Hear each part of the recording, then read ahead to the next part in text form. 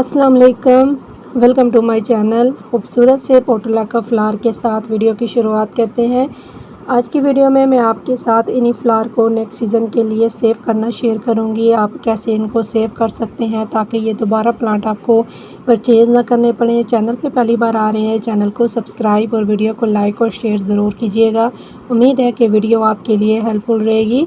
तो बरसात सीज़न जो है अब तकरीबन ख़त्म हो चुके हैं और इनके फ्लावर्स देखिए माशाल्लाह काफ़ी बिग साइज़ के फ्लावर्स आ रहे हैं अभी भी, क्योंकि बरसात के दिनों में भी काफ़ी सारी कटिंग्स मैंने ग्रो की थी। और जब भी आप कटिंग ग्रो करते हैं तो जो हमारे कटिंग से ग्रो किए हुए प्लांट होते हैं उन पे फ्लावर जो है काफ़ी अच्छे हेल्दी बड़े साइज़ के आते हैं।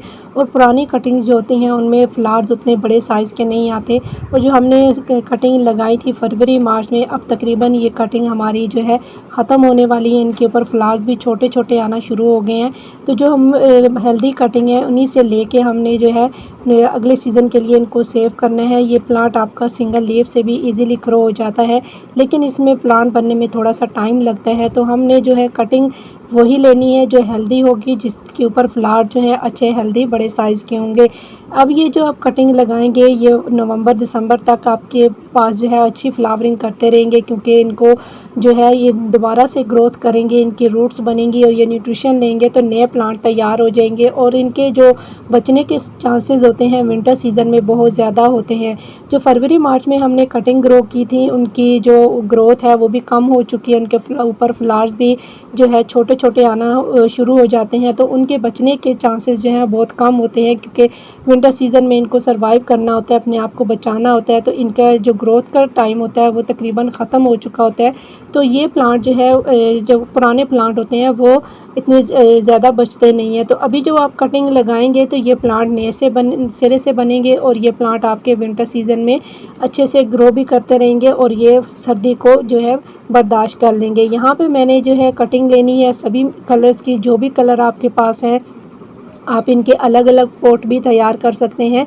इसके अलावा आप इनके मिक्स कलर के पॉट भी बना सकते हैं। मैंने कुछ प्लांट पहले भी तैयार किए हैं पॉट मिक्स कलर के। अभी भी मैं यहाँ पे कुछ कटिंग ले लूँगी ताकि आने वाले विंटर सीज़न में ये प्लांट मेरे अच्छे से ग्रो करें और ये जो है सर्दी को बर्दाश्त कर सके। जब भी आपने विंटर सीज़न के लिए पोर्टुलाका को बचा के रखना है तो सर्दियों में आपने ऐसी जगह पे रखना है जहाँ पे इसको रात की ओस ना पड़े और दिन की धूप मिलती रहे, तभी आपका प्लांट जो है सर्दियों में बच सकेगा। और जैसे ही बाहर के दिन शुरू होंगे इनमें नई ग्रोथ आना शुरू हो जाएगी। कटिंग जब भी आपने लगानी है वेल ड्रेन सॉइल में लगानी है, क्योंकि आने वाले विंटर सीज़न में जो है बहुत ज़्यादा ठंड पड़ने की वजह से पानी जल्दी जो है ड्राई नहीं होता। तो ये एक सर्कुलेंट प्लांट है, तो इसको ऐसी मिट्टी में लगाना है जिसमें पानी जल्दी ड्राई हो जाए।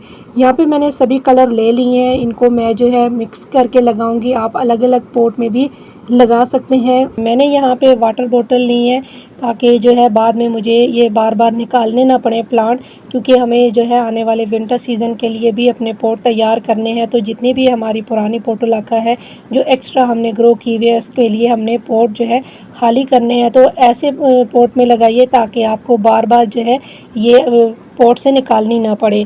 तो मैंने यहाँ पे कुछ जो है पॉट पहले भी तैयार किए हैं, आप जो है लेबल भी कर सकते हैं। मैंने जो है परमानेंट मार्कर से पॉट के ऊपर मेंशन कर दिया है ताकि मुझे बाद में याद रहे, क्योंकि अक्सर हम भूल भी जाते हैं कटिंग लगा के हमने कौन सी कटिंग लगाई है। तो यहाँ पे मैंने जो है परमानेंट मार्कर से इसके ऊपर मेंशन कर दिया है कि मैंने कौन से कलर यहाँ पे लगाए हैं। ये मिक्स कलर हैं, 4-5 कलर हैं जो कि मुझे पता है कि मैंने कौन से कलर लगाए हैं। रेड है, येलो है, ऑरेंज है और पिंक कलर है, लाइट पिंक कलर की कुछ कटिंग लगाई है। अभी इनकी ग्रोथ देखिए माशाल्लाह काफ़ी अच्छी ग्रोथ चल रही है।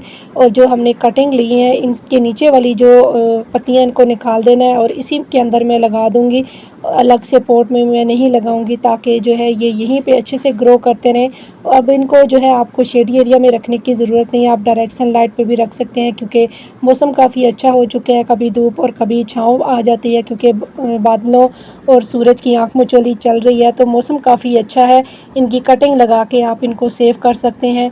वेल ड्रेन सॉइल में लगाएंगे तो आपके प्लांट बहुत अच्छे से ग्रो करते रहेंगे। सैंडी सॉइल लीजिए ताकि ये प्लांट जो है अच्छे से ग्रो करता रहे। 30% आप गार्डन सॉइल में सैंड यूज़ कर लीजिए और इसके साथ आप जो है कोई भी कंपोस्ट डाल लीजिए ताकि आपका प्लांट जो है इसमें अच्छे से ग्रो करता रहे और इसके ऊपर आपको दोबारा से फ्लावर देखने को मिले। तो ये प्लांट आप इस तरीके से सेव कर सकते हैं। जो हमारी पर्सलिन है इसमें भी काफ़ी सारे मुख्तलिफ कलर के फ्लावर्स आते हैं, इसको भी आप नेक्स्ट सीज़न के लिए सेव कर सकते हैं। यहाँ पे हमारी जो पोर्टुलाका है देखिए माशाल्लाह काफ़ी अच्छे बड़े साइज़ के इसके फ्लावर जो है खिल रहे हैं। हमारी एमएलए पर्सलिन है, ये भी जो है अभी फ्लावर आगे मैं शेयर करूँगी क्यों अभी इतनी ज़्यादा जो है धूप नहीं निकली। तो जैसे ही इनके ऊपर धूप पड़ती है तभी इसके फ्लावर्स ओपन होते हैं।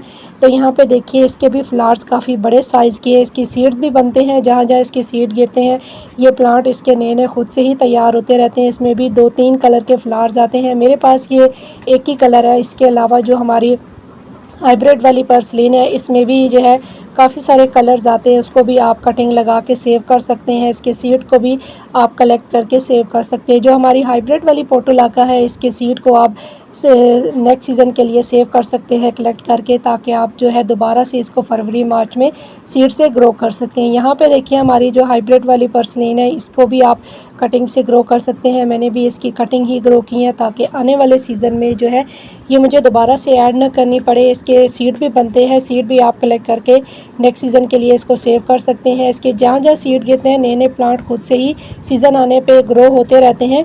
तो इस तरीके से आप इनको सेव कर सकते हैं अगले साल के लिए, ताकि आपको दोबारा से ये परचेज़ ना करनी पड़े। तो उम्मीद है कि वीडियो आपके लिए हेल्पफुल रही होगी। तो इंशाल्लाह फिर मिलेंगे किसी अन्य वीडियो के साथ, किसी नए टॉपिक के साथ। तब तक के लिए अल्लाह हाफ़िज़।